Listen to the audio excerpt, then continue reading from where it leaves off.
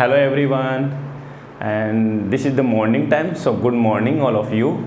And today we are going to discuss numerical based on force between multiple charges, जिसको हम indirectly क्या बोलते हैं, सुपरपोजिशन प्रिंसिपल ऑफ फोर्सेस भी बोलते हैं. ठीक है, तो जो न्यूमेरिकल्स है कुलाम्स लॉ और आपके सुपरपोजिशन बेस दोनों कंबाइंड ही रहते हैं, क्योंकि कुलाम्स लॉ तो हमें काम में आएगा यहाँ पे. तो मैंने यहाँ पे देखो बोर्ड के ऊपर दो क्वेश्चंस आप लोगों के लिए रखे हैं जो आपके फोर्स बिटवीन मल्टीपल चार्जेस के ऊपर ही बेस्ड है. और इन क्वेश्चंस को करने के लिए सबसे पहले मैं थोड़ा सा हल्का सा बेसिक का ओवरव्यू आप लोगों के सामने रखना चाहूँगा. जब तक आप उस बेसिक को नहीं समझोगे आई थिंक इन क्वेश्चंस को थोड़ा सा करने में प्रॉब्लम आएगी हल्की सी, है ना. तो मैं सबसे पहले हल्का सा ये बीच वाला जो पोर्शन है इसमें थोड़ी सी जो आपके बेसिक थ्योरी है ना उसको यहाँ पे मेंशन कर देता हूँ. सबसे पहले बड़ा देखो क्या होता है, यदि हमारे पास में कोई भी दो वेक्टर हैं, दो वेक्टर मैंने ले लिया, एक फोर्स F1 है और एक फोर्स F2 है. ठीक है, ये पहला केस यहाँ मैंने डाला है.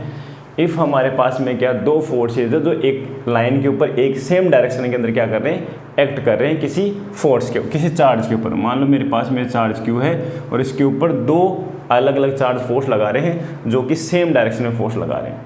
तो इस चार्ज Q के ऊपर जो बेटा ध्यान रखना जो नेट फोर्स आता है वो सबको पता है F1 प्लस F2 होता है. क्लियर है यहाँ तक.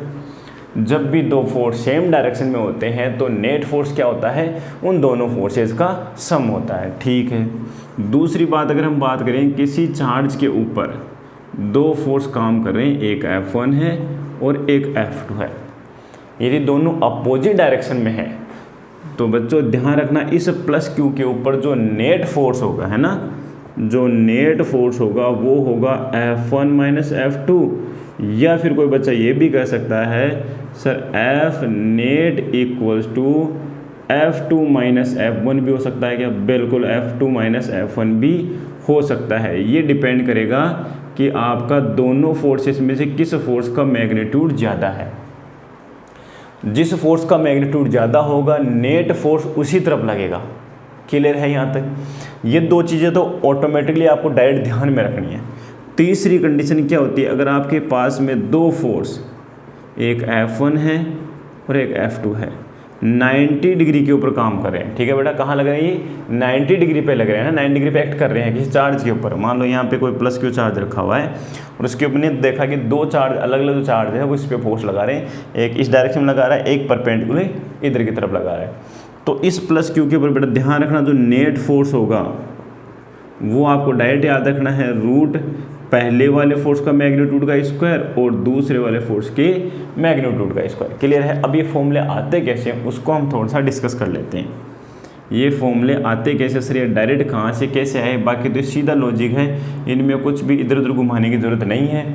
अगर दो फोर्सेस सेम डायरेक्शन में है तो उन्हें ऐड कर दो, दो फोर्स अपोजिट डायरेक्शन में है तो बड़े वाले में छोटे वाले को सब्ट्रैक्ट कर दो.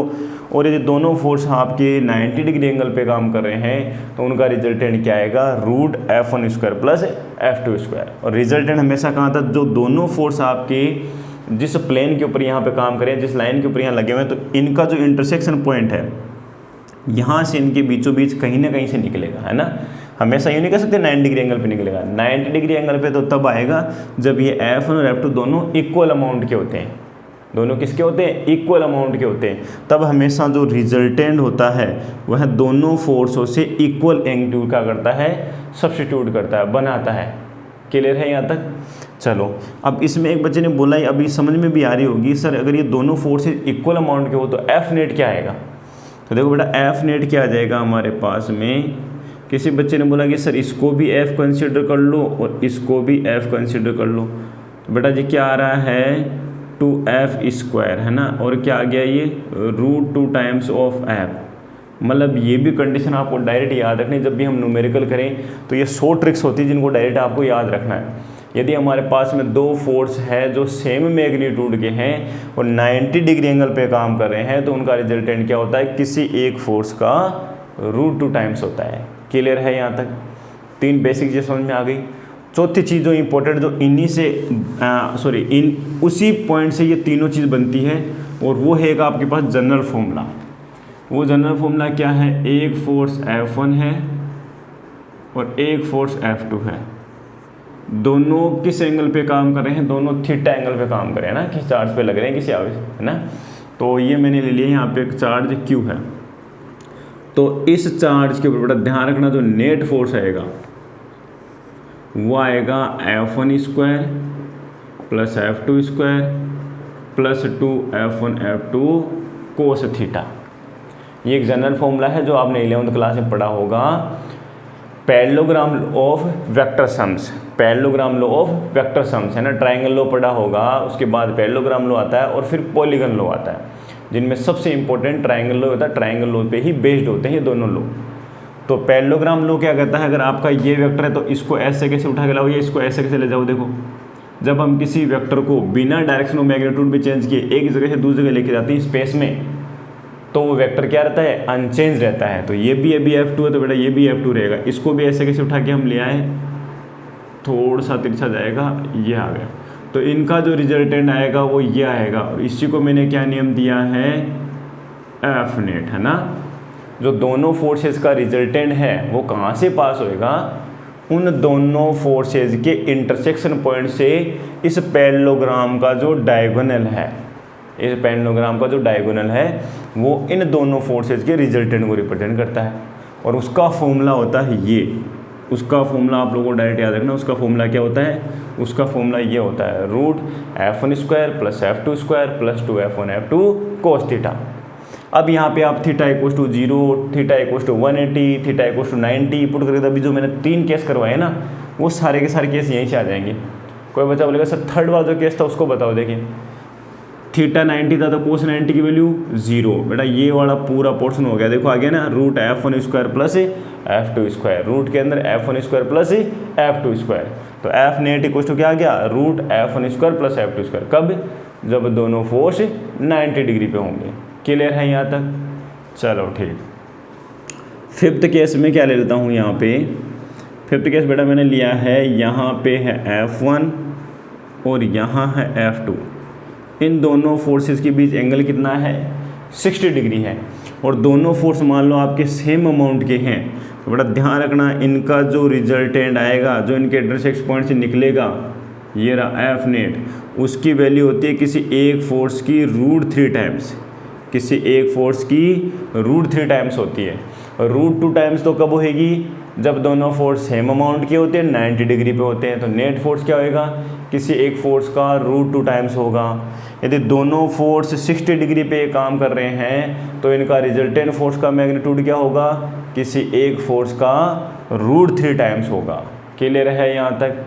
सर ये कैसे आया, बेटा देखो F square plus F square plus 2F into F कितना हुआ, 2F स्क्वायर इंटू कोस 60 की वैल्यू कितनी होती है, कोस 60 की वैल्यू होती है हाफ, हाफ से 2 कैंसिल हो जाएगा, F स्क्वायर कितना हुआ 3F स्क्वायर। और अंडर रूट के अंदर यदि आपको पता है 3F स्क्वायर होगा तो F स्क्वायर तो रूट से कैंसिल आउट हो जाएगा और रूट के अंदर आपका 3 रिमेनिंग रह जाएगा और हमारे को पास आंसर क्या मिलेगा, रूट 3F। क्लियर है, बस यही पॉइंट मैं समझाना चाह रहा था।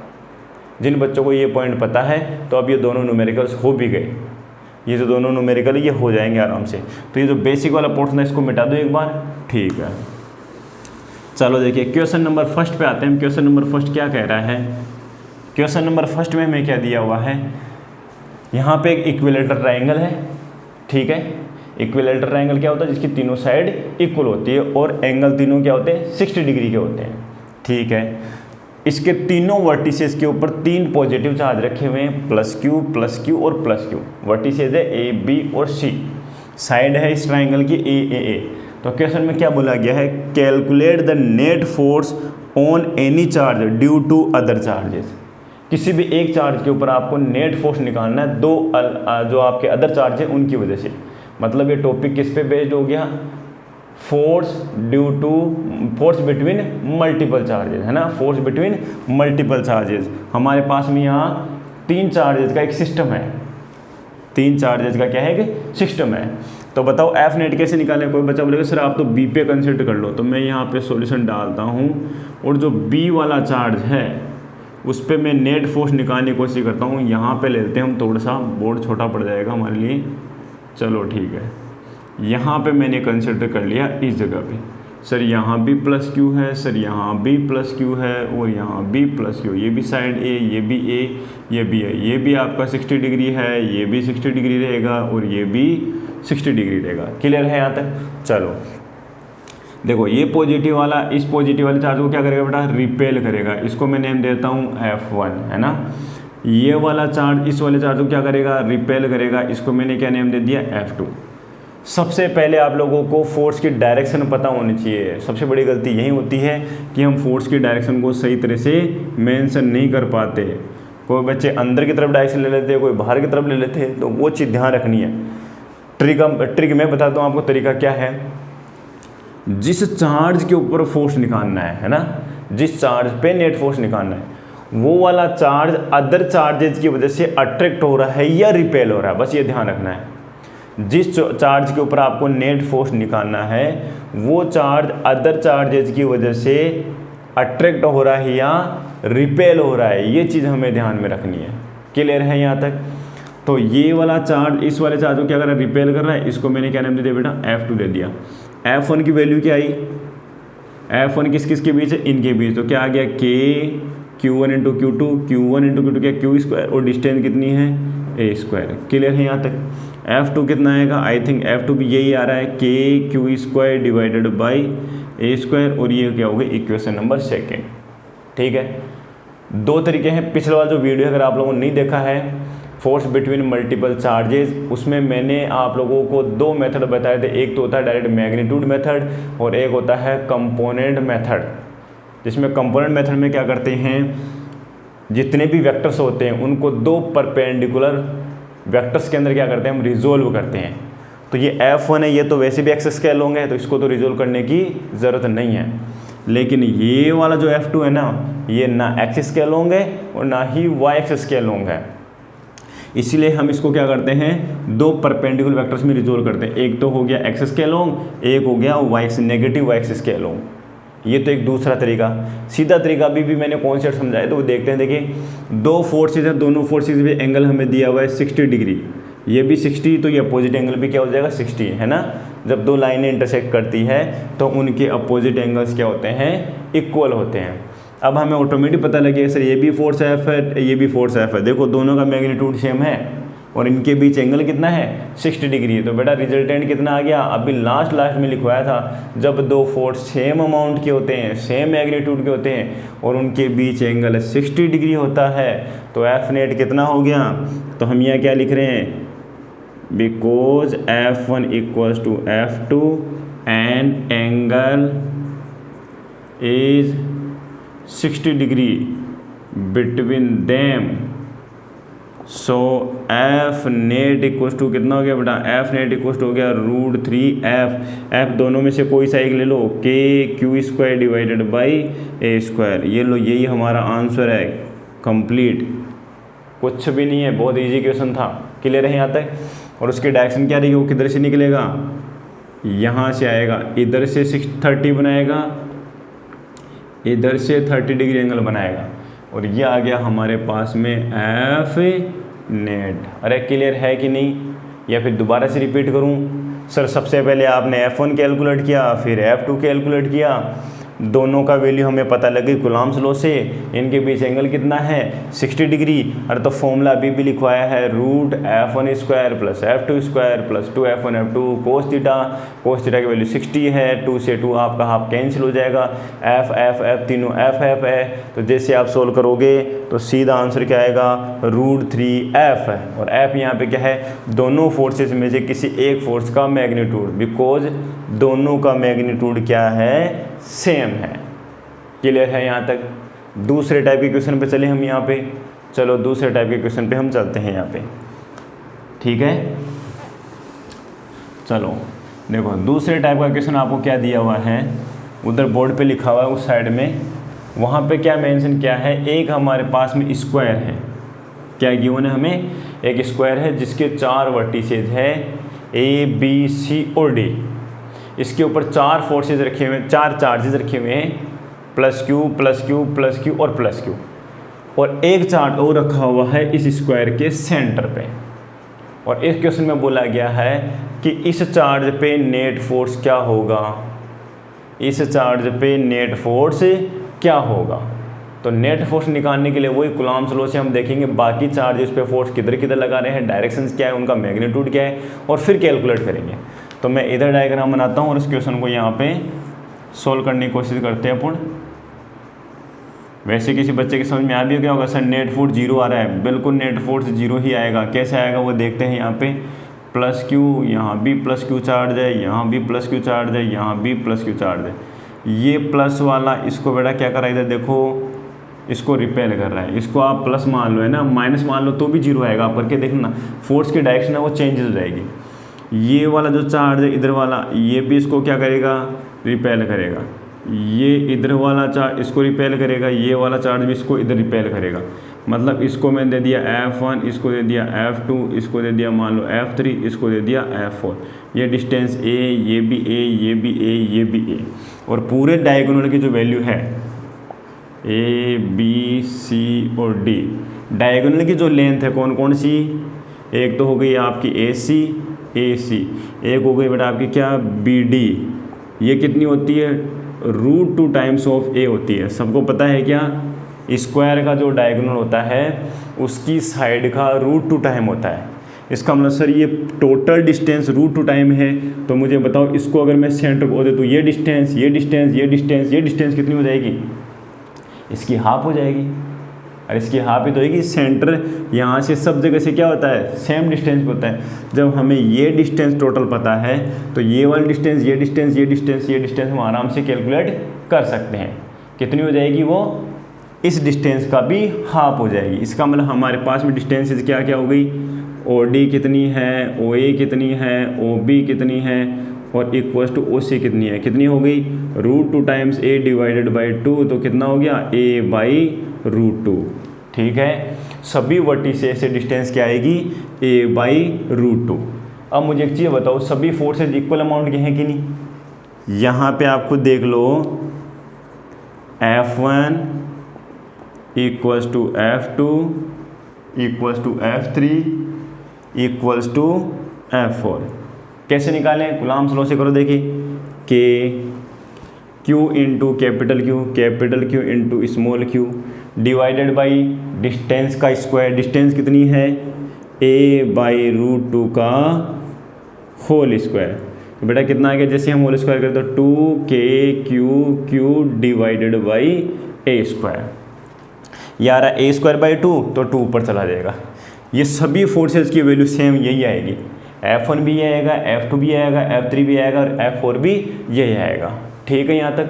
चलो अब हमें ये पता लगेगा सर फोर्स का मैग्नीट्यूड आ गया। F3 किसको कैंसिल करेगा, F1 को कैंसिल करेगा। F4 किसको कैंसिल करेगा, F2 को कैंसिल करेगा। बिकॉज आपके दो फोर्स ऐसे हैं जो सेम अमाउंट के हैं, अपोजिट डायरेक्शन के हैं। तो रिजल्टेंट भी सिखाया था ना आप लोगों को, जब बेसिक की बात करी थी मैंने। जब भी दो फोर्स सेम मैग्नीट्यूड के होते हैं, अपोजिट डायरेक्शन में होते हैं, तो एक दूसरे को कैंसिल कर देते हैं, क्योंकि उनका रिजल्टेंट क्या आता है, F1 माइनस F2। तो सर इनका रिजल्टेंट 0, इनका रिजल्टेंट 0। तो ध्यान रखना बेटा, Q वाला जो चार्ज है उस पर जो F नेट है वो कितना मिलेगा, मैं यहाँ लिख देता हूँ F नेट। आंसर क्या रहेगा हमारा, 0। बस यही हमारा आंसर है। ठीक है, नेक्स्ट टाइप का क्वेश्चन है, बोर्ड पे मैं मेंशन कर लेता हूँ उसको। हाँ, तो नेक्स्ट कंडीशन क्या है हमारे पास में, नेक्स्ट कंडीशन मैंने यहाँ पे मेंशन कर ली है, वो है equilibrium of charge. Equilibrium of A charge मतलब क्वेश्चन क्या गिवन रहेगा, हमें दो चार्ज ऑलरेडी किसी r डिस्टेंस के ऊपर प्लेस्ड रहेंगे। क्लियर है यहाँ तक। चलो एक थर्ड चार्ज को वो लाके रखेगा यहाँ पे, इनकी लाइन ज्वाइनिंग के बिटवीन है ना, ये लाइन ज्वाइनिंग है two charges Q1 and Q2 को जो लाइन ज्वाइनिंग कर रही है, इनके बीच में कहीं ना कहीं एक थर्ड चार्ज को लाके रखा जाएगा। और वो बोलेगा उस थर्ड चार्ज को हम कहाँ प्लेस्ड करें कि वो किस में रहे, रेस्ट कंडीशन में रहे। और रेस्ट का मतलब क्या होगा, उस थर्ड चार्ज पे बेटा F नेट कितना होना चाहिए, 0 होना चाहिए। उस थर्ड चार्ज पे नेट फोर्स 0 होना चाहिए, तभी तो वो इक्विलिब्रियम में रहेगा। इक्विलिब्रियम का मतलब होता है रेस्ट कंडीशन में होना, उस पर नेट फोर्स 0 लगना, वो कहीं मूव नहीं करेगा। तो अब बताओ देखिए थर्ड चार्ज को कहाँ रखा जाए, थर्ड चार्ज को कहाँ रखा जाए कि वह इक्विलिब्रियम कंडीशन में रहे। तो मैं पहले कंडीशन नहीं डालता हूँ, मैं पहले इस केस को कर देता हूँ। कोई बच्चा बोलेगा सर आप ऐसे करो, Q1 से एक्स डिस्टेंस के ऊपर है ना किसी थर्ड चार्ज को ला के रख दो। सबसे पहले यहाँ पे एक चीज़ ये भी ध्यान रखनी है, Q2 का जो मैग्नीट्यूड है वो ग्रेटर है Q1 से, ठीक है। Q2 का मैग्नीट्यूड ग्रेटर है Q1 से, ये मैंने ऐसे कंसिडर किया, आपको याद रखना, क्योंकि मैं जो डिस्टेंस ले रहा हूँ ना वो स्मॉल जो मैग्नीट्यूड वाला चार्ज है ना उससे ले रहा हूँ। तो मैंने कहा कि थर्ड चार्ज जो हमने ला के रखा है Q0 वो इस वाले चार्ज से किस डिस्टेंस पे रखा गया है, x डिस्टेंस पे। तो Q2 वाले चार्ज से बड़ा डिस्टेंस क्या हो जाएगी, r माइनस एक्स। क्लियर है यहाँ तक? पहले ये टॉपिक बहुत ज़्यादा इंपॉर्टेंट है, अच्छे इसको समझने की कोशिश करना। मैंने यहाँ पे क्या बोला, let the third charge is placed at x distance from Q1 charge between the line joining between the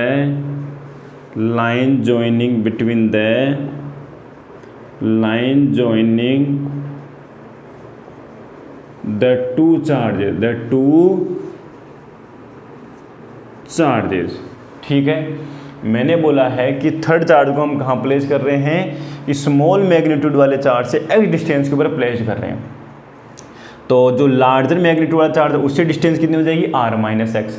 तो मैंने क्या देखा कि मान लो आपने किसी बच्चे ने बोला कि जो थर्ड चार्ज है वो किस मैग्नीट्यूड का है, एक बार उसको प्लस लेके देखो। जैसे हमने उसको पॉजिटिव लिया तो ये वाला इसको क्या करेगा, रिपेल करेगा, ये F1 हो गया। दूसरा वाला भी इसको क्या करेगा, रिपेल करेगा, ये F2 हो गया। अब कोई बच्चा बोले कि सर अगर नेगेटिव मैग्नीट्यूड का होता है ये थर्ड चार्ज तो क्या होता, तो बेटा ये F1 इधर लग जाता और F2 इधर लग जाता, बिकॉज ये प्लस वाला इस माइनस वाले को क्या करता, अट्रैक्ट करता, और ये प्लस वाला भी इस माइनस वाले को क्या करता, अट्रैक्ट करता। अभी भी दोनों फोर्स क्या होते हैं, एक ही लाइन पे होते हैं और अपोजिट डायरेक्शन में होते हैं। क्लियर है यहाँ तक? इसका मतलब इसके मैग्नीट्यूड का इसका जो नेचर है वो चेंज होने से फोर्सों की डायरेक्शन चेंज हुई है, लेकिन फोर्स अभी भी दोनों क्या है, अपोजिट डायरेक्शन में। तो पहली चीज़ ये ध्यान रखनी है, यदि आपके पास में दोनों ही चार्ज सेम नेचर के हैं तो फिक्स है, और 100% आपको याद रखना है कि थर्ड चार्ज को हम कहाँ ला के रखेंगे, इन दोनों चार्जेस की जो लाइन जॉइनिंग है उसके बिटवीन कहीं ना कहीं ला के रखेंगे, और वही डिस्टेंस हमें फाइंड आउट करनी है। तो सबसे पहले बताओ देखिए F1 कितना आया सर, F1 किसकी वजह से है, प्लस Q की वजह से Q0 पे, तो क्या आ गया K Q0 Q1, डिस्टेंस कितनी उससे x²। क्लियर है यहाँ तक? F2 कितना आ रहा है बेटा, देखो बताओ, F2 आ रहा है सर हमारे पास में इन दोनों के बीच फोर्स, तो K Q0 Q2 divided by r minus X का होल स्क्वायर। ये हो गया केस नंबर सेकेंड। यहाँ तक तो क्लियर है बिल्कुल। अब ये दोनों फोर्स देखो बेटा, दोनों फोर्स क्या है, अपोजिट डायरेक्शन में है। तो मैंने कहा है कि थर्ड चार्ज के लिए रेस्ट कंडीशन के लिए क्या होना चाहिए सर, इन दोनों फोर्सेज का रिजल्टेंट 0 होना चाहिए, तभी तो थर्ड चार्ज क्या रहेगा, रेस्ट कंडीशन में रहेगा। तो यहाँ पे हमने क्या लिखा है, फॉर इक्विलिब्रियम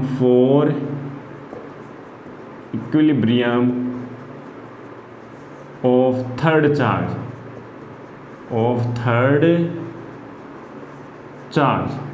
सबसे पहले उसके ऊपर F नेट कितना हो जाएगा, तो हमारे पास में F नेट इक्वल टू हम सर निकालते हैं किसी एक फोर्स में से किसी दूसरे फोर्स का सब्ट्रैक्शन करते हैं, और वहाँ से 0 आना चाहिए, तभी तो इक्विलिब्रियम में होगा। F1 और F2 का जब हम सब्ट्रैक्शन करेंगे, सब्ट्रैक्शन तो वैसे भी हो ही रहा है, बिकॉज दोनों फोर्स क्या है, अपोजिट डायरेक्शन में। तो आपको जो नेट मिलना चाहिए, नेट फोर्स कितना मिलना चाहिए, 0 मिलना चाहिए, ऑब्वियसली 0 मिलेगा सर, तभी वो क्या रहेगा, रेस्ट कंडीशन में रहेगा। तो हमारे पास में यहाँ से कंडीशन क्या हो गई, F1 इक्वल्स टू F2। चलो देखिए F1 और F2 की वैल्यू पुट करो बेटा, क्या आ रहा है, F1 कितना है, K Q0 Q1 divided by x², और दूसरा वाला कितना है, K Q0 Q2 divided by r minus X का होल स्क्वायर। क्लियर है यहाँ तक? चलो इसको सोल्व करो बेटा, देखिए K Q0 से K Q0 कैंसिल हो गया, आपके पास में क्या रिमेनिंग रहा, Q1 डिवाइडेड बाई x², और यहाँ क्या रहा, Q2 divided by r minus X का होल स्क्वायर। ठीक है, क्लियर है यहाँ तक? चलो नेक्स्ट स्टेप में मैंने क्या किया है, इसको इधर ले गया, इसको नीचे ले आया, तो ये क्या आ गया, r माइनस एक्स का whole square divided by x² equals to हो गया Q2 डिवाइडेड बाई Q1। अब दोनों तरफ हम क्या कर रहे हैं, स्क्वायर रूट लेंगे, यहाँ भी स्क्वायर है यहाँ भी स्क्वायर है, तो ये स्क्वायर उधर जाएगा तो क्या बन जाएगा, पावर हाफ बन जाएगा।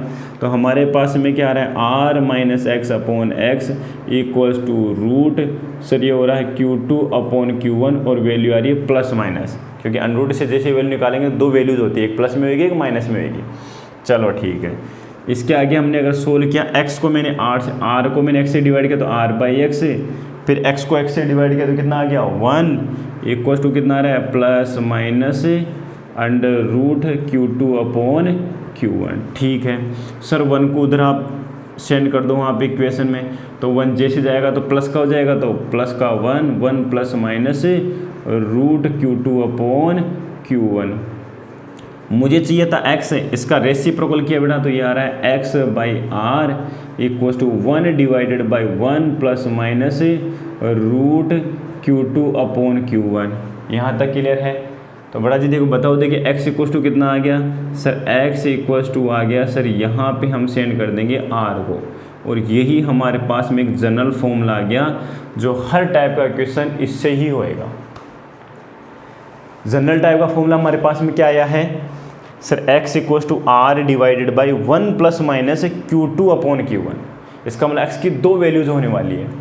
अब x की दो वैल्यू क्यों हो रही है, यहाँ पे x कह रहा है कि मेरी वैल्यू मैंने अभी हमने x किधर लिया है, इस डायरेक्शन में, इसका मतलब x की और डायरेक्शन क्या हो सकता है, x की और क्या वैल्यू हो सकती है, नेगेटिव में भी आएगी, x इधर भी आएगा।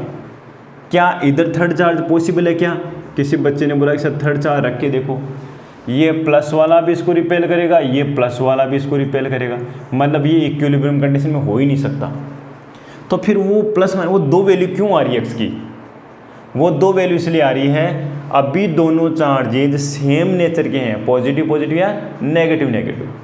लेकिन अगर ये दोनों चार्ज बेटा ध्यान रखना अपोजिट नेचर के हो जाएं तो थर्ड चार्ज को आप बीच में रख ही नहीं सकते। आप चेक करके देख लो, दोनों फोर्स सेम डायरेक्शन में लगेंगे। लेकिन अगर दोनों चार्जेस अपोजिट नेचर के हैं तो तीसरे चार्ज को बेटा ध्यान रखना इस लाइन जॉइनिंग के बाहर ही रखा जाएगा। फॉर एग्जाम्पल यहीं पे मैं दूसरा केस लेके पूरा समझाता हूँ, पहले उस फॉर्मूले को याद कर लो। सर ये फॉर्मूला बन गया x equal to r divided by 1 plus minus root Q2 upon Q1। ये तो है सीधा फॉर्मूला। बाकी हम क्वेश्चन को जब भी करते हैं तो यहाँ प्लस माइनस नहीं लगाते, ओनली प्लस की वैल्यू लेते हैं, क्वेश्चन सोल्व हो जाता है।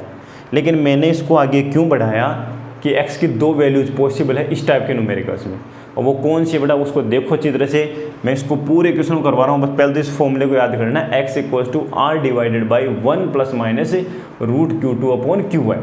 ठीक है, अब मैं यहाँ पे मेंशन कर रहा हूँ इसके अंदर केस क्या क्या है। क्लियर है यहाँ तक? ये एक तो जनरल फॉर्मूला आ गया जहाँ पे x डिस्टेंस कहाँ से है, जहाँ पे x डिस्टेंस जो आपका स्मॉल मैग्नीट्यूड वाला चार्ज है उससे डिस्टेंस है, ध्यान रखना बेटा, गलती नहीं होनी चाहिए वहाँ पे, है ना। फॉर्मूले में कहीं आप लोग x की वैल्यू बड़े वाले से निकाल दो, नहीं, वहाँ पे जो x मैंने कंसिडर की है वो है स्मॉल वाले चार्ज से डिस्टेंस है। ठीक है ना, बाहर की तरफ या अंदर की तरफ। अब उसी फॉर्मूले का यूज़ करके देखो, मैं एक तो शॉर्ट ट्रिक से करूँगा और एक हमारा जो लंबा मेथड है उससे तो हमें इस क्वेश्चन को करना ही है। देखो यहाँ बेटा मैंने क्या बोला है, if Q1 and Q2 are of same nature, are of same nature, दोनों चार्जेस सेम नेचर के हैं, या तो पॉजिटिव पॉजिटिव या नेगेटिव नेगेटिव। तो फिक्स एंड नोट के अंदर एक चीज ध्यान रखनी है,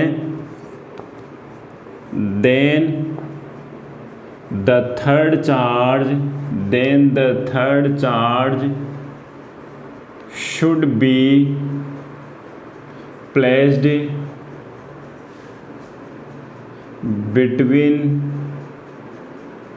between the line joining between the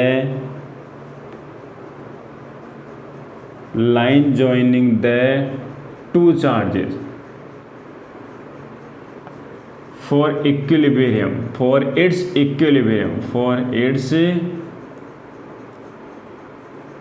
equilibrium।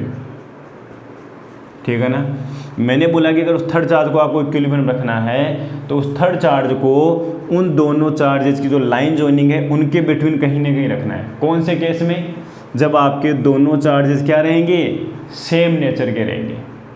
एक एग्जाम्पल है कि इस क्वेश्चन को करते हैं, आपको दिया हुआ है ये है +9 माइक्रोकुलाम और ये है प्लस का 16 माइक्रोकुलाम। क्लियर है यहाँ तक? एक है 9 माइक्रोकुलाम, एक है 16 माइक्रोकुलाम। ठीक है, इनके बीच की डिस्टेंस r इक्वल टू आपको दी है कितनी? 10 सेंटीमीटर। कितनी दी बेटा? 10 सेंटीमीटर। और बोला गया थर्ड चार्ज को कहाँ रखें? थर्ड चार्ज को हम कहाँ रखें कि वो क्या रहे? आपका इक्विलिब्रियम कंडीशन में रहे। दूसरी चीज़ क्वेश्चन ये भी बोलेगा कि थर्ड चार्ज का मैग्नीट्यूड क्या होना चाहिए। बेटा देखना फॉर्मूले के अंदर भी मैंने कहा था Q0 से Q0 कैंसिल हो रहा था। आप Q0 की वैल्यू 1 कूलम से लेके 1 माइक्रोकुलाम से लेके इनफाइनाइट तो कुछ भी ले सकते हो, उसको इस दोनों चार्ज की लाइन ज्वाइनिंग है उसके बीच में कहीं ना कहीं रख दो। कोई सी भी मैग्नीट्यूड का हो सकता है वो। तो पहला क्वेश्चन ये हो गया, उसका मैग्नीट्यूड क्या होना चाहिए? इनफाइनाइट होना चाहिए। जब दोनों चार्जेस सेम नेचर के होते हैं तो हमेशा थर्ड चार्ज कहाँ रखा जाएगा? इन दोनों चार्जेस के बिटवीन कहीं ना कहीं रखा जाएगा। फिक्स बिटवीन ही आएगा, बाहर की तरफ नहीं रख सकते। तो सबसे पहले तो वो छोटे, अभी मैंने कही थी ना, छोटे वाले चार्ज का मैग्नीट्यूड ये 9 है, वो 16 है। तो x का फॉर्मूला हमारे पास में क्या आया था? सर टोटल डिस्टेंस है 10 सेंटीमीटर, 1 प्लस माइनस आया था। ध्यान रखना, दोनों चार्जेस अगर सेम मैग्नीट्यूड के हैं, सॉरी सेम मैग्नीट्यूड नहीं, सेम नेचर के हैं, तो हमेशा उस फॉर्मूले में प्लस का यूज़ करना है। सर दोनों सेम नेचर के हैं तो फॉर्मूले में क्या यूज़ करेंगे? प्लस साइन यूज़ करेंगे। और यहाँ पे क्या आया था? Q2/Q1। Q2 कौन सा था? ग्रेटर मैग्नीट्यूड वाला चार्ज है। ग्रेटर मैग्नीट्यूड कितना है? 16 माइक्रोकुलाम। और छोटे वाला कितना है? 9 माइक्रोकुलाम। माइक्रोकुलाम से माइक्रोकुलाम कैंसिल हुआ, 16/9 है। 16 का रूट कितना? √4। 9 का रूट कितना? 3। बेटा कितना आ रहा है? 10 डिवाइडेड बाई 1 प्लस 4/3। ये हो गया 10 डिवाइडेड बाई 7/3। ये हो गया 30 डिवाइडेड बाई 7।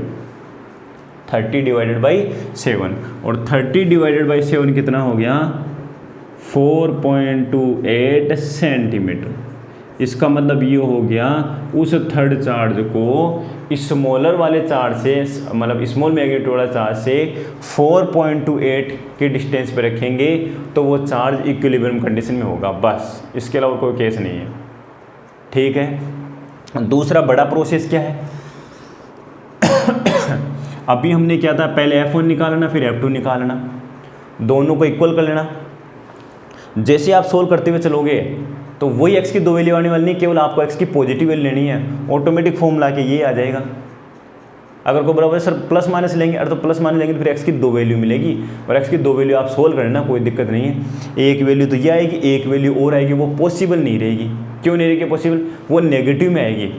वो वैल्यू क्या आएगी? नेगेटिव में आएगा। और नेगेटिव का मतलब x की वैल्यू इधर की तरफ, इधर की तरफ, और इधर की तरफ तो पॉसिबल है ही नहीं। जब दोनों चार्ज सेम नेचर के हैं तो आप खुद देख लो, इधर तो वो पॉइंट पॉसिबल ही नहीं है, बिकॉज ये वाला भी चार्ज उसको रिपेल करेगा और ये वाला चार्ज उसको रिपेल करेगा। दोनों ही चार्ज उसको रिपेल कर रहे हैं, मतलब दोनों फोर्स एक ही डायरेक्शन में लग रहे हैं, तो वो इक्विलिब्रियम कंडीशन में हो सकता है क्या? बिल्कुल नहीं हो सकता। क्लियर है यहाँ तक? चलो इसका दूसरा केस लेते हैं और फिर इसको समझते हैं, अच्छे समझ में आएगा और अच्छे से। ठीक है, इसी में मैंने दूसरा केस क्या डाला है? If both charges are of opposite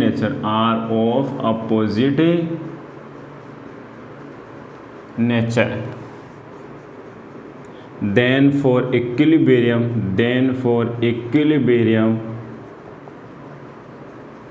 of third charge should be kept or placed, should be kept लिख दो या placed लिख दो, should be placed at outside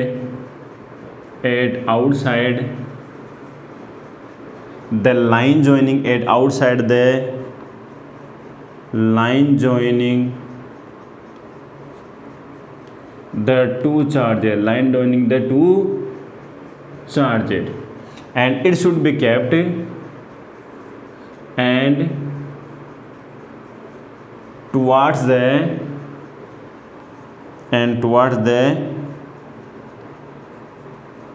smaller magnitude charge, इस केस को भी अच्छी तरह समझना। मैंने बोला है कि दोनों चार्ज अब आपके क्या हैं, अपोजिट नेचर के हैं। मैग्नीट्यूड तो अभी भी Q2 का ही बड़ा लिया है मैंने, डिस्टेंस अभी भी कहाँ से रख रखी है, स्मॉल वाले से ले रखी है। फॉर्मूला तो मुझे वही यूज करना है। आपको बोला है कि दो चार्ज है, दोनों में से एक का मैग्नीट्यूड ज़्यादा है, एक का कम है, लेकिन एक पॉजिटिव का एक नेगेटिव का है। तो बताओ देखिए थर्ड चार्ज को कहाँ रखेगी वो इक्विलिब्रियम कंडीशन में रहे। क्या थर्ड चार्ज को इनकी लाइन जॉइनिंग के बीच में रखा जाए? नहीं, पॉसिबल ही नहीं। देखो आप खुद ही देखो, मान लो आपने पॉजिटिव चार्ज ला के रखा, ये प्लस वाला इस प्लस वाले को क्या करेगा बेटा, रिपेल करेगा, लेकिन ये माइनस वाला क्या करेगा, अट्रैक्ट करेगा। मतलब दोनों फोर्सेस की डायरेक्शन किधर हो गई, एक ही डायरेक्शन में हो गई। तो मतलब पॉसिबल नहीं है कि वो चार्ज क्या रहेगा, इक्विलिब्रियम कंडीशन में रहेगा। तो फिर क्या करें, तो मैंने यहाँ पे क्या देखा, किसी बच्चे ने बोला कि सर आप तो है ना इस छोटे वाले चार्ज की तरफ रख दो x डिस्टेंस के ऊपर, ये रे, इस बार x डिस्टेंस हमारी इधर बन जाएगी, ऑटोमेटिक इधर आ जाएगी, और उस थर्ड चार्ज को यहाँ रखा जाएगा। ये प्लस वाला इसको रिपेल करेगा, ये माइनस वाला इसको अट्रैक्ट करेगा। अब कोई बच्चा वैसे इधर क्यों नहीं रख सकते, बेटा ध्यान रखना, जो बड़े वाला मैग्नीट्यूड है ना उसकी डिस्टेंस कम हो गई और छोटे वाले चार्ज की मैग्नीट्यूड डिस्टेंस ज़्यादा हो गई, तो पॉसिबिलिटी नहीं बनती कि दोनों फोर्स इक्वल हुए। क्यों है सर, ऊपर तो प्रोडक्ट ज़्यादा डिस्टेंस कम, तो वैल्यू और बढ़ जाती है। सर ऊपर product Q1 Q0 divided by distance क्या है, ज़्यादा, कम वैल्यू में ज़्यादा वैल्यू का अगर डिवाइड करें तो वैल्यू और कम हो जाएगी। तो बेटा पॉसिबिलिटी नहीं बन पाती कि दोनों फोर्स क्या हो, इक्वल अमाउंट के हो सके। इसका मतलब इक्वल अमाउंट का अगर हमें करना है तो कंडीशन फिक्स है कि उस थर्ड चार्ज को स्मॉलर मैग्नीट्यूड चार्ज की तरफ ही रखा जाना चाहिए। ये फिक्स है, स्मॉलर वाले मैग्नीट्यूड के चार्ज की तरफ ही आएगा। कौन से वाले केस में, जब दोनों चार्ज अपोजिट नेचर के रहेंगे। क्लियर है यहाँ तक? अब देखते हैं कि इस टाइप के क्वेश्चन में हम क्या करें, तब आंसर क्या आएगा हमारा। देखो बेटा, आपने x ऐसे लिया है मान लो, और किसी बच्चे ने बोल दिया कि सर मान लो इसका मैग्नीट्यूड -16 है, ये 9 माइक्रोकुलाम है, ठीक है ना। इसकी वैल्यू -16 माइक्रोकुलाम और इसकी वैल्यू है +9 माइक्रोकुलाम, डिस्टेंस वही इनके बीच 10 सेंटीमीटर। अब बोला गया थर्ड चार्ज को कहाँ रखे कि वो किस में रहे, इक्विलिब्रियम कंडीशन में रहे। तो मुझे इतना तो पता लग गया कि सर ये दोनों अपोजिट नेचर के हैं, तो चार्ज को इनके बिटवीन तो नहीं रख सकते। फिर कहाँ रखा जाएगा, लाइन जॉइनिंग के बाहर की तरफ, और वो भी किधर, टुवार्ड्स स्मॉलर मैग्नीट्यूड चार्ज। और फॉर्मूला भी बताया मैंने, x = r डिवाइडेड बाय 1 ± बड़े वाले चार्ज का मैग्नीट्यूड डिवाइडेड बाय स्मॉल वाले चार्ज का मैग्नीट्यूड, है ना। स्मॉल मैग्नीट्यूड और लार्ज मैग्नीट्यूड चार्ज कौन से। अब मैंने कहा था कि दोनों चार्ज अपोजिट नेचर के हैं, तो बेटा फॉर्मूले में क्या यूज़ करना है, माइनस साइन यूज़ करना है। फॉर्मूले में क्या यूज़ करना है, माइनस साइन। ये 10 सेंटीमीटर हो गया, 1 माइनस √Q2/Q1। Q2 कितना है, 16 माइक्रोकुलाम, और Q1 कितना है, 9 माइक्रोकुलाम। माइक्रोकुलाम से तो माइक्रोकुलाम कैंसिल हो ही गया। फिर क्या आ रहा है सर, x = आ रहा है 10 डिवाइडेड बाई 1 माइनस का 4/3, कितना आ गया, 10 डिवाइडेड बाई एलसीएम लेंगे 3 - 4 -1/3, माइनस का 1/3 आया। और जैसे हम इसको सोल्व कर रहे हैं तो x की वैल्यू कितनी आ रही है, माइनस का 10 सेंटीमीटर। बेटा x की वैल्यू माइनस में क्यों आई पता है क्या, ये फॉर्मूला हमने निकाला था इस कंडीशन के अंदर, ये फॉर्मूला हमने निकाला था इस कंडीशन के अंदर। और ये x की वैल्यू करेंगे भाई, x की वैल्यू बाहर की तरफ माइनस में आनी चाहिए, मतलब ये x इधर ने मिलके अब हमें किधर मिलेगा, इधर मिलेगा 10 सेंटीमीटर। इस माइनस का मतलब क्या हुआ कि थर्ड चार्ज को 9 माइक्रोकुलाम से बाहर की तरफ 10 सेंटीमीटर डिस्टेंस पे प्लेस किया जाना चाहिए। The third charge should be kept at 10 centimetre away from the line joining the two charges. Line joining the two charges के बाहर की तरफ, आपके जो लाइन जॉइनिंग है उसके बाहर की तरफ 9 माइक्रोकुलाम की तरफ 10 सेंटीमीटर डिस्टेंस पे हम थर्ड चार्ज को रखेंगे तो वो इक्विलिब्रियम कंडीशन में होगा। तो बताओ देखिए 100 बात की एक बात क्या समझ में आई कि सर यदि दोनों चार्ज सेम नेचर के होते हैं तो थर्ड चार्ज जो है वो किसी भी मैग्नीट्यूड का हो सकता है, उसको दोनों चार्जेस की जो लाइन जॉइनिंग है उसके बिटवीन कहीं ना कहीं रखते हैं। उसके लिए डायरेक्ट फॉर्मूला मैंने आपको लिखवा दिया, x = r divided by 1 ± √Q2/Q1, जहाँ r दोनों चार्ज के बीच की डिस्टेंस है, Q2 आपका लार्जर मैग्नीट्यूड चार्ज है, Q1 आपका स्मॉलर मैग्नीट्यूड चार्ज है, और x क्या है, x डिस्टेंस है स्मॉलर चार्ज से डिस्टेंस, प्लस माइनस का मतलब x की दो वैल्यूज मिलेगी, एक तो आपने जिधर मानी उधर, एक मिलेगी बाहर की तरफ। अंदर की तरफ तो हमेशा आएगी कब, जब दोनों चार्जेस क्या रहेंगे, सेम मैग्नीट्यूड के, तब यहाँ पे क्या लेना है, प्लस लेना है। सेम मैग्नीट्यूड नहीं, सेम नेचर के है ना। जब दोनों चार्ज आपके सेम नेचर के होंगे तो प्लस साइन लेना है, और जब दोनों चार्जेज अपोजिट नेचर के, न्यूमेरिकल में दिया रहेगा ना, एक पॉजिटिव और एक नेगेटिव, जब दोनों चार्जेज आपके अपोजिट नेचर के रहेंगे तो क्या साइन यूज़ करना है, नेगेटिव साइन यूज़ करना है। क्लियर है यहाँ तक। ये टाइप बहुत ज़्यादा इंपॉर्टेंट है इक्विलिब्रियम ऑफ चार्ज के लिए, है ना। इस टाइप के क्वेश्चन बन जाते हैं काफ़ी बार। चलो ठीक है, नेक्स्ट टाइप पे चलते हैं हम। चलो नेक्स्ट टाइप पे हम बात कर लेते हैं। नेक्स्ट टाइप हमारे पास में क्वेश्चन किस टाइप का है, देखो नेक्स्ट टाइप का जो क्वेश्चन है ना, वो आपको मिलता है एक लाइन के लिए। कुछ इस तरह से मान लो, यहाँ पे क्या गिवन है आपको, x equals to 0, x equals to 2, x to equal to 4। ये सेंटीमीटर में हो सकता है, मीटर में हो सकता है। मैं अभी मीटर में लेता हूँ या फिर सेंटीमीटर में कंसीडर कर लेते हैं हम। मीटर में हमें कन्वर्ट करना पड़ेगा, ठीक है। ये मान लो है x एक्सिस, ठीक है बेटा, क्या है ये, x एक्सिस है।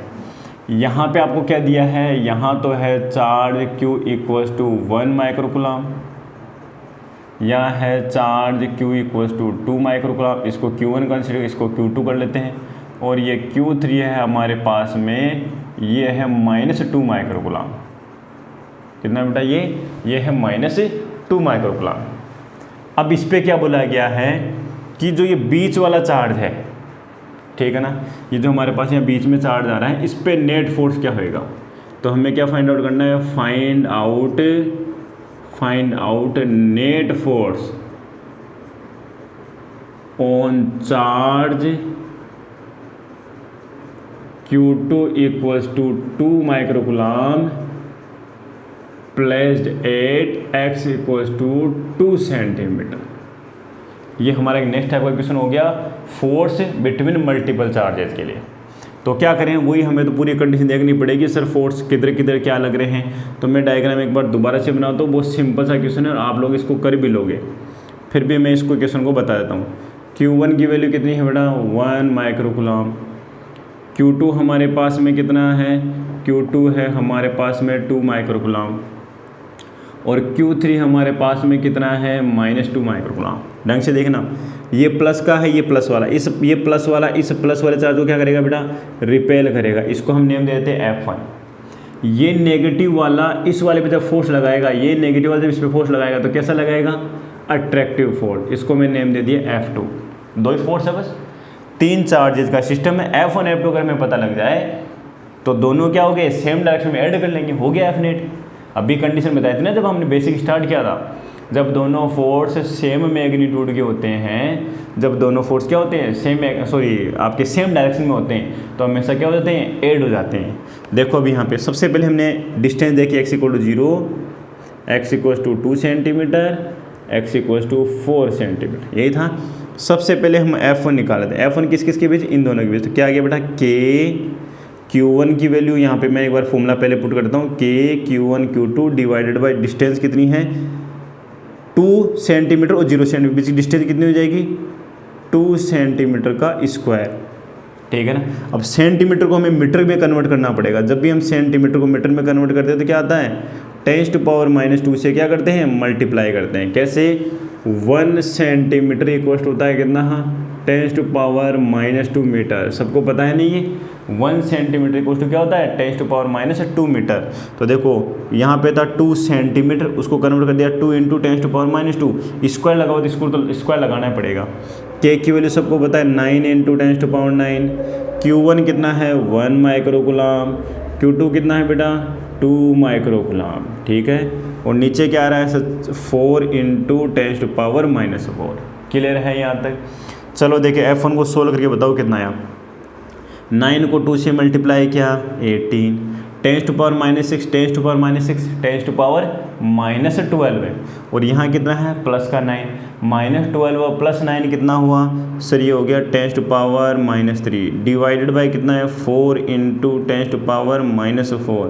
बेटा अगर हम इसकी बात करें तो यार 18/4 × 10⁻⁻3, ये 10⁻+4 ऊपर जाएगी पावर में तो कितना आ गया, 1, मतलब ये हो गया 180/4।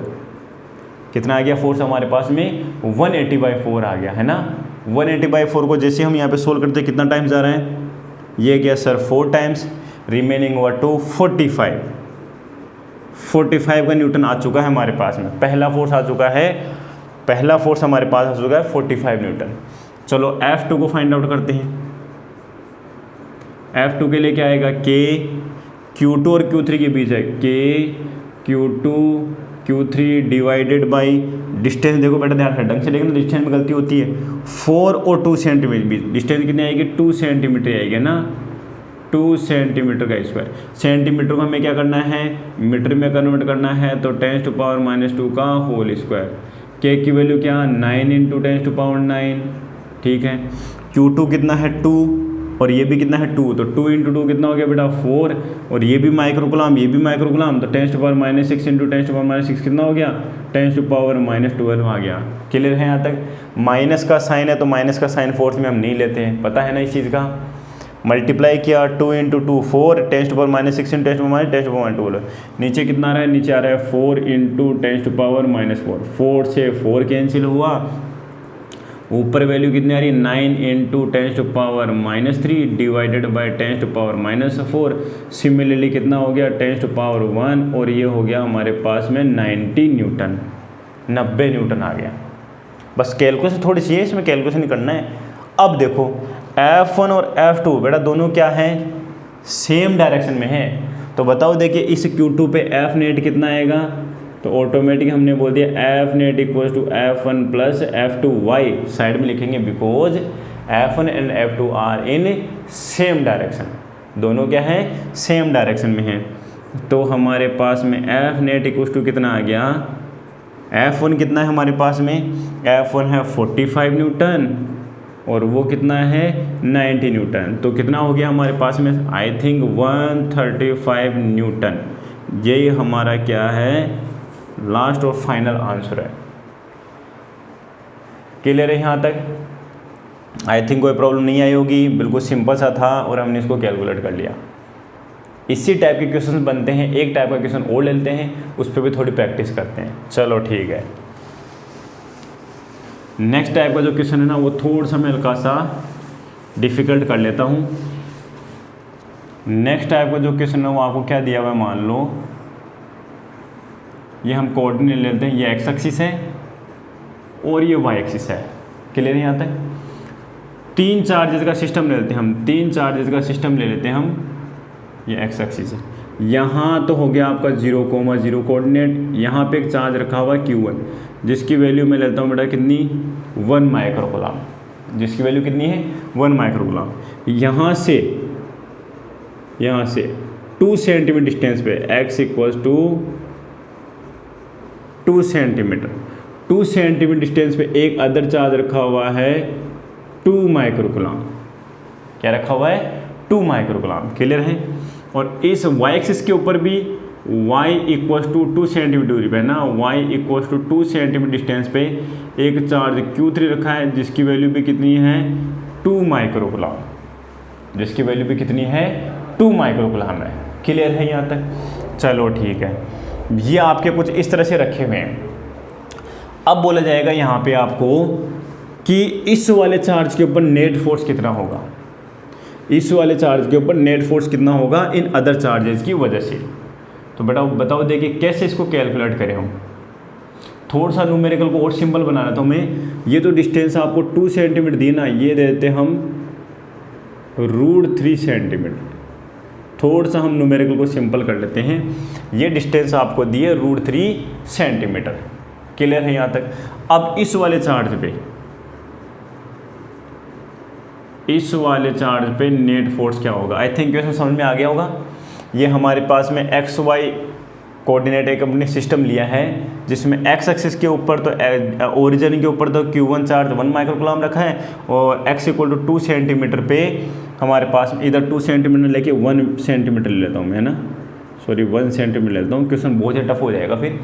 यहाँ से 1 सेंटीमीटर डिस्टेंस पे एक चार्ज रखा हुआ आपका Q2 इक्वल 2 माइक्रोकुलाम और यहाँ से रखा हुआ आपका Q3 इक्वल टू 2 माइक्रोकुलाम जिसकी डिस्टेंस कितनी है √3 सेंटीमीटर। इस पे F नेट पूछा है बेटा। अब कैसे करें, जब तक माइनस साइन नहीं दिया हुआ तब तक इन सबको पॉजिटिव कंसिडर करके चलते हैं। देखो ये भी पॉजिटिव, ये भी पॉजिटिव, इसको क्या करेगा, रिपेल करेगा। तो मैंने इधर फोर्स दे दिया क्या, F1। क्लियर है। ये वाला चार्ज को क्या करेगा, रिपेल करेगा। ये वाला चार्ज भी इसको क्या करेगा, रिपेल करेगा। ये लो सर F2 भी आ गया। कूलॉम्स लॉ से F1 F2 कैलकुलेट कर लेंगे। बिल्कुल, देखो कूलॉम्स लॉ से किसी बच्चे ने F1 फाइंड आउट किया कि Q1 into Q2 divided by distance का स्क्वायर, इसको मैंने कंसिडर कर लिया R1 का स्क्वायर। चलो पुट करो, K की वैल्यू क्या, 9 इंटू 10⁻⁹। Q1 कितना है, 1 माइक्रोकूलम। Q2 कितना है, 2 microcoulomb divided by 1 centimetre. Centimetre को मीटर में कंसिडर करते हैं तो क्या करते हैं, 10⁻⁻2 से मल्टीप्लाई। और नीचे स्क्वायर तो करना ही पड़ेगा।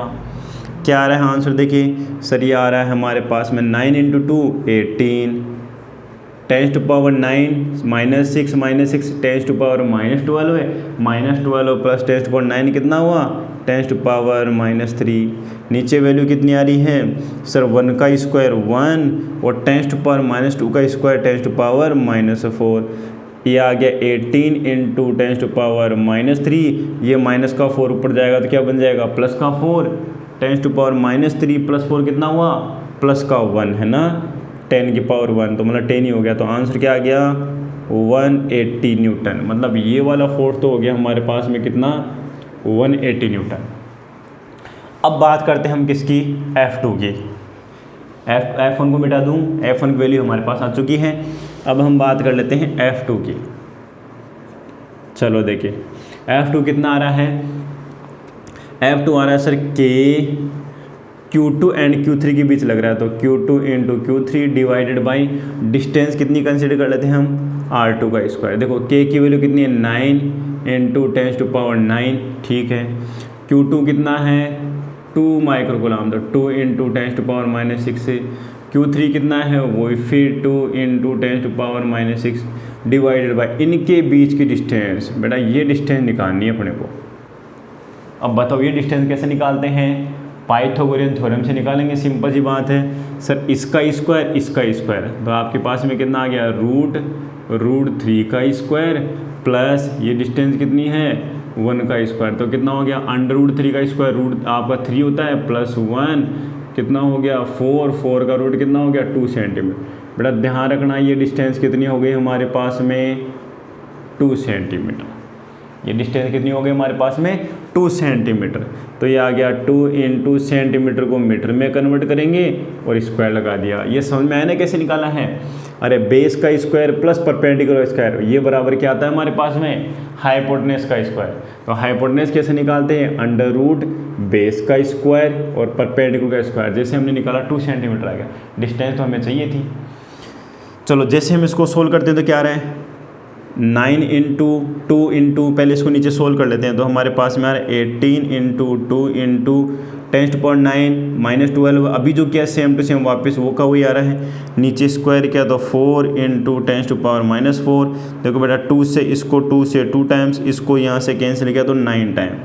तो ये आ गया 9 इंटू 10⁻⁻3, माइनस का 4 ऊपर जाएगा तो प्लस का 4 आ गया 90 न्यूटन।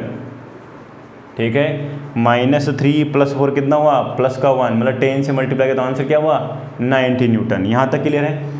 इसका मतलब F2 कितना आ गया, 90 न्यूटन। आई थिंक यहाँ तक क्लियर है। अब हम बात करते हैं कि सर इन दोनों का रिजल्टेंट कैसे निकालें। 2 तरीके हैं, रिजोल्यूशन मेथड और direct magnitude method. Magnitude method के लिए सबसे पहले इन दोनों फोर्सेस के बीच एंगल पता होना चाहिए। बस सबसे बड़ी बात ये है, इन दोनों फोर्सेस के बीच एंगल पता होना चाहिए। बताओ अब एंगल कैसे लेके आएँ। तो मेरे दिमाग में एक चीज़ आ रही है, सर ये जो ट्रायंगल था, इस ट्रायंगल का अगर ये एंगल पता लग जाए तो ये वाला एंगल इधर रहेगा। अब ये वाला एंगल कैसे निकालें, सर थीटा के सामने इसको मान लो थीटा कंसिडर कर लेते हैं। थीटा के सामने परपेंडिकुलर हो गया, ये बेस हो गया, बेस 1 सेंटीमीटर है। तो सबको पता है tan थीटा इक्वल टू क्या होता है बेटा, परपेंडिकुलर डिवाइडेड बाय बेस। तो tan theta equal to perpendicular कितना है थीटा के सामने, √3 सेंटीमीटर। बेस कितना है, 1 सेंटीमीटर। तो बेटा थीटा इक्वल टू कितना हो गया, tan इनवर्स √3, और tan इनवर्स √3 कितना होता है, 60 डिग्री। क्लियर है ना। इसका मतलब ये एंगल कितना है 60 डिग्री, तो ये वाला एंगल भी कितना हुआ 60 डिग्री, बस न्यूमेरिकल होने वाला है।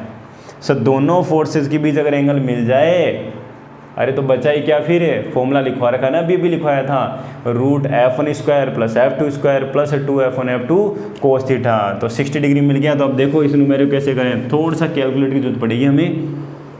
तो f नेट = कितना हो गया बेटा, ये हो गया sir f1² + f2² + 2f1f2 cos theta.